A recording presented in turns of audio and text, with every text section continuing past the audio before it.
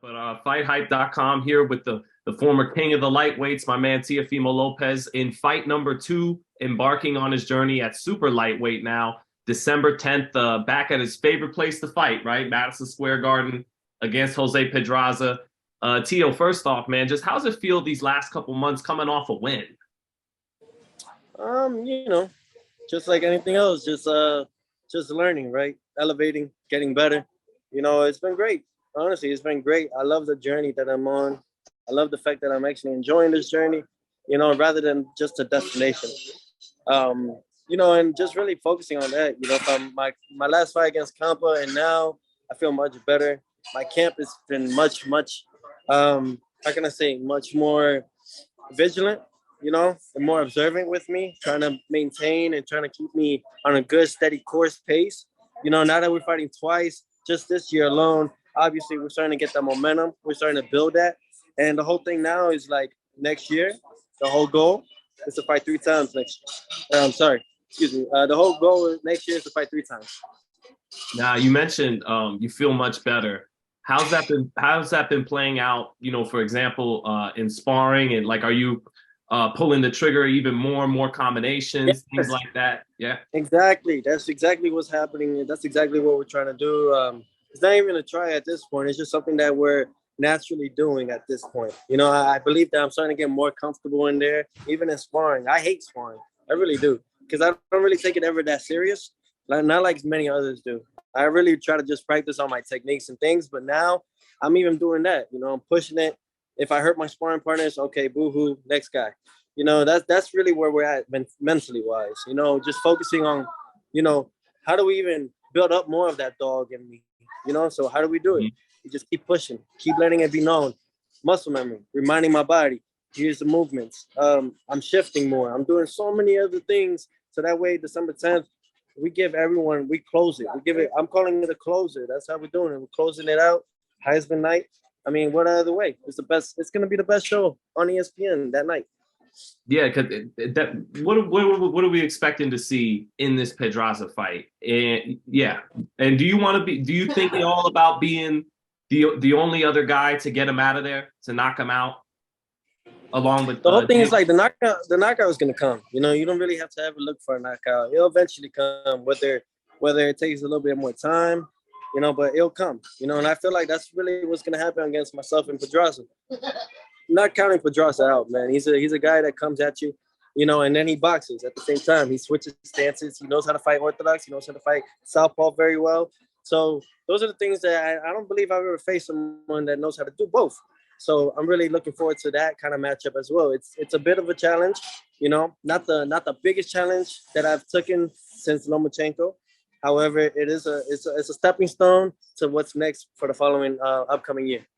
He does do all those things you mentioned, obviously, but he's also a rangy guy. Likes to, for the most part, keep it on the outside. He's the sniper, right? Likes to keep it and snipe you on the outside.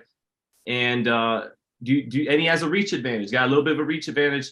And a lot of these guys at 140 now are gonna have that reach advantage. So do you think you're gonna have to close the gap against Pedraza and I guess close the gap with discipline, so to say? Man, that's the thing about me, man. That's the beauty about myself. And I thank God that I have this gift and this talent is that I can fight many of these fighters in different ways. I can even use what they're really good at to my advantage. You see what I mean? Like that's the type of calibrated fighter I am. I'm able to take your most dominant, which I like to do most of the time. However, we like to switch it up. And my whole thing is really just focusing on those things. I can't wait. I really know that Pedraza is going to bring out even a better version of myself that I didn't even know I had in me. So that's really why we're pushing ourselves to greater heights, greater limits. Even in sparring, throwing more combinations, getting myself even more fatigued, more tired. So that way when fight night comes, I don't have any of that in those rounds. Do you think Pedraza is actually better now as a veteran, or was he better when he fought Davis? When he was undefeated at 130.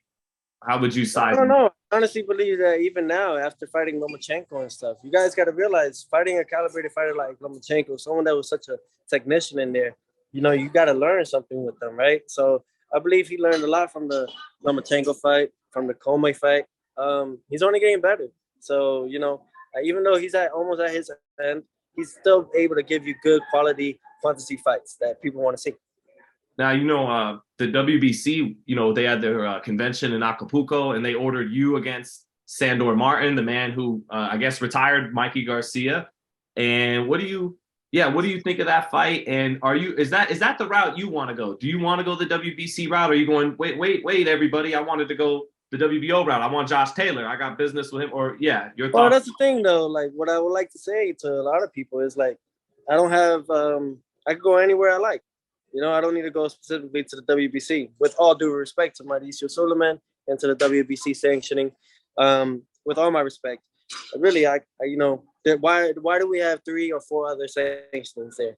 For a reason. So we're able to navigate and figure it out. I'm gonna listen to Top Rank, ESPN, my manager, and everything, and just keeping it moving, pushing the thread, pushing that needle, giving the show. Giving the people a show, really. That's really what my main objective is here, is to give them those type of fights that they've been looking for.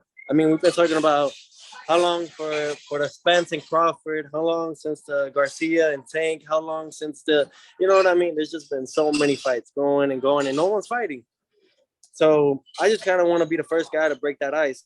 I thought facing Lomachenko, it would. Obviously, these guys are still trying to protect their O. So I think we just got to keep going, building these fights, giving the fans what they really want to see, and that's just knockouts.